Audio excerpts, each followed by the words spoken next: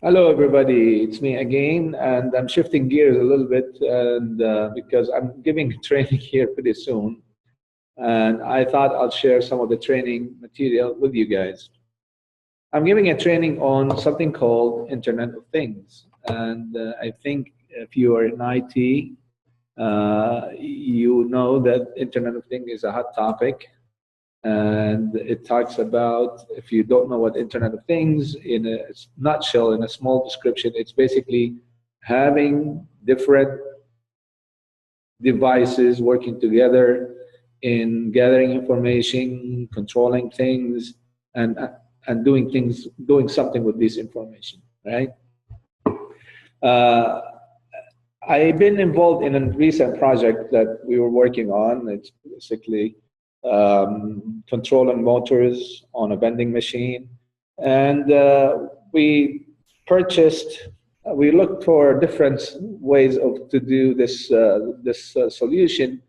And we have a nice architecture, and I'll share that with you in a minute. Now we will talk about Arduino Young, what it is, and then I'll show you how to configure it, how to communicate with it. And we have a web server, PHP, apps, and engineering. So you can see from all of this, it's not just a simple app that you develop like we've done in the past.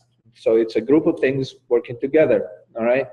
So I'm going to show you the architecture of this solution that we came up with, and I'll explain it, and I'll show you, we will hopefully in the later videos, I'll explain to you the different parts. All right, so if you look at this picture, I know it's not pretty, but I have to do it quickly.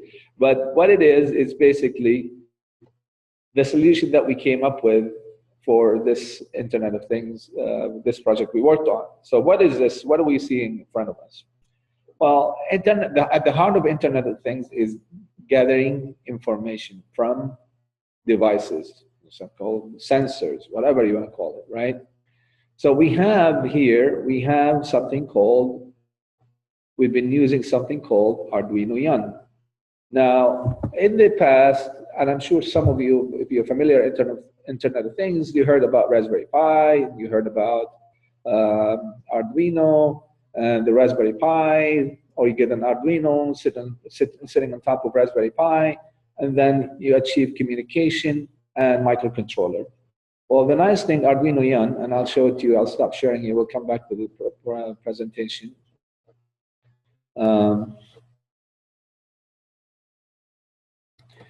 The nice thing about this is the Arduino Young, okay? If you can see it, it has, now this is, the top piece is actually a board that we created here in the engineering department, created for us. It's simulating input and output, okay?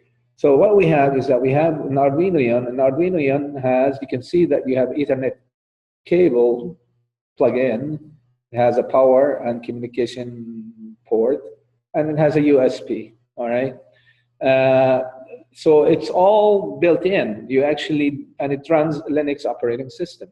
So it's all built in, and so you don't have to worry about having a Raspberry Pi and an Arduino Uno or different model sitting on top of it.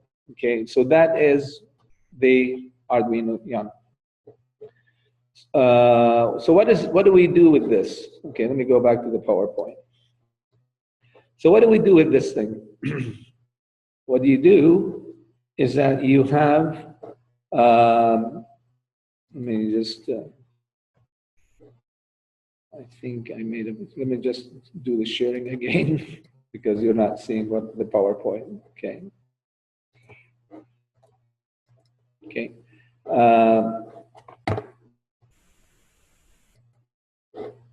So what do we use this for? Okay, the Arduino Young has different ports. It has analog and it has digital. And usually these boards connected to whether it is a sensor or sensors, temperature sensors, proximity sensors, and there's so many of those sensors. You can buy them online. And it has analog, so both works the same way. So you're basically gathering information from something, and you want to do something with this information. All right. So in the different architecture or the different ways you can use it, you can have a Arduino Young and plug in sensor directly to it, to those digital ports. Or in the scenario that we had, we actually had Arduino Young, you connected to sensor, but you could actually have connected to custom boards, that you can have your own board, and this board can have, for example, relays, it can has whatever, right? And this board does the communication with sensors or other devices, okay?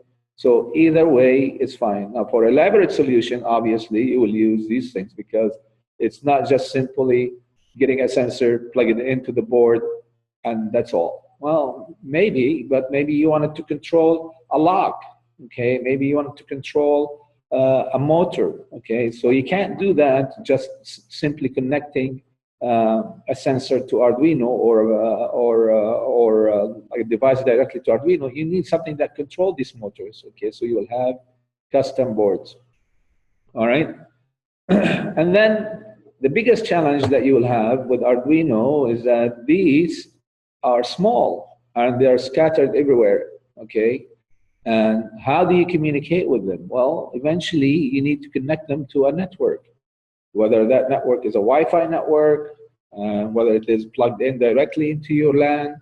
So it's up to you how you design it. But of course, these things are small, so they cannot handle a lot of internet traffic, right? Yes, they're good. Maybe there are different models that are bigger. I haven't used one. But at the end of the day, these are not meant to act as web servers. All they do is that gather information, maybe at different devices, and then send and receive information, does some processing, and that's about it. For one thing, that Arduino Young cannot, for example, handle.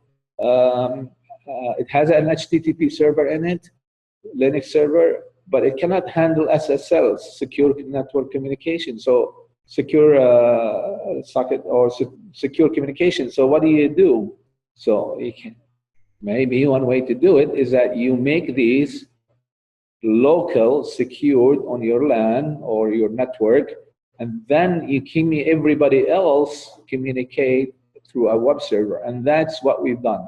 So my web server is the one that is exposed, and it has all the security, it has all the bells and whistles to it, and if I wanted to interact with my Arduino Young, I go through my server with the firewalls and everything, and then issue command. So these are shielded from everybody else, and it is only available within my network.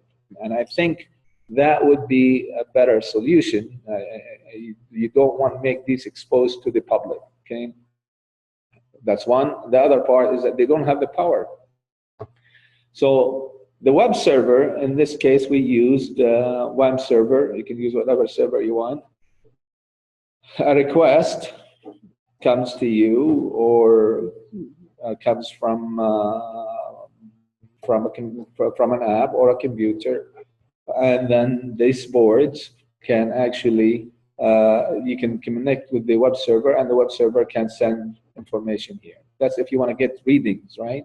Or you can have this periodically send HTTP request to the web server for continuous update. And once you get to the HTTP request, then the things become easy, because all you need to do is that within it, whether it's PHP, ASP, whatever, right?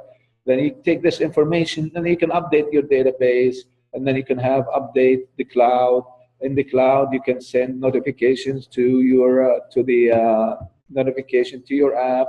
You can have multiple, whatever. I mean, once the information received here, you can do whatever you want, right? So the Internet of Things is also about doing something with this information. So this, once I get this information, I can, if I want to do analysis on how many cars travel on a particular street, okay, and then the different peak times and all of that, you know, I'm gathering information all the time. All you do is that you're gathering raw data, and that raw data is sitting here in the database or in the cloud, and then you will have another layer, another app or business intelligence that actually read this information and do something with it, all right? So that is the solution and the architect that we came up with, all right? In the next video, I'm going to show you how we can look closely at this Arduino Young and what does it do and how you communicate with it.